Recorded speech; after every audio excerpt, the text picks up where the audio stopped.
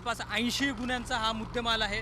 त्या 80 गुन्ह्यांमध्ये आपल्याकडे 250पेक्षा जास्त आरोपी आपण त्यांच्यावर कायदेशीर कारवाई केलेली आहे.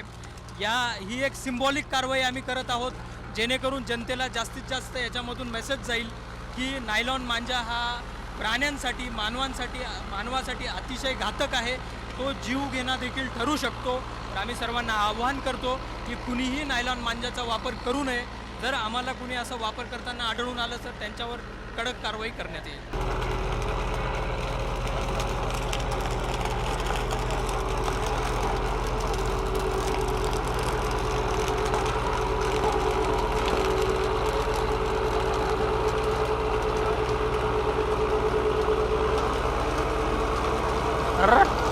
तुटून नाही राहिले.